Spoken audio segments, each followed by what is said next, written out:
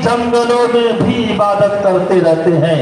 हवा भी उनके कच्चे घर से आहिस्ता गुजरती है। दिए की रोशनी में जो तिलावत करते रहते हैं।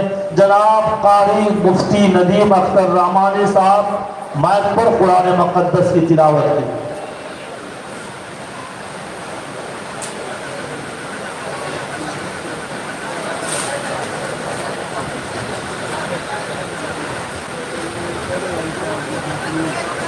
अरे करीम भाई मुख्तसर कीजिए, ठीक है ना।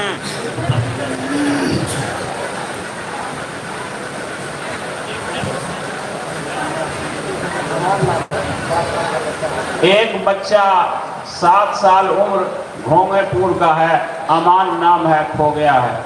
अगर कहीं हो तो स्टेज पर ला करके दे दे। बाप का नाम अंजार। अऊज़ु बिल्लाहि मिनश शैतानिर रजीम। बिस्मिल्लाहिर रहमानिर रहीम।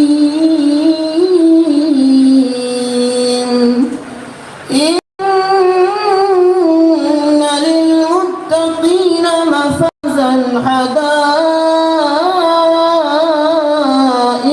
अअनाबा व कवाइब अतराबा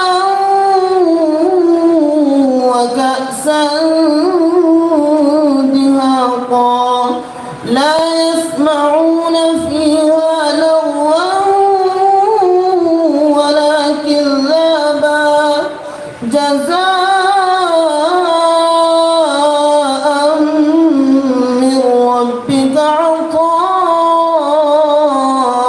حسابا رب السماوات والأرض وما بينهما الرحمن لا يملكون منه خطابا يوم يقوم الروح والملائكة صفا لا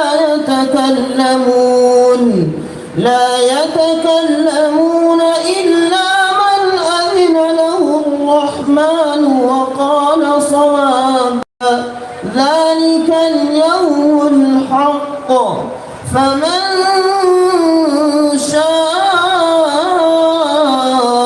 اتخذ إلى ربه مآبا إنا أنذرناكم عذابا قريبا يوم ينظر المرء ما قدمت يداه ويقول الكافر يا ليتني كنت ترابا صدق الله العظيم। माशाअल्लाह, तिलावत से आपको अंदाजा मिल गया होगा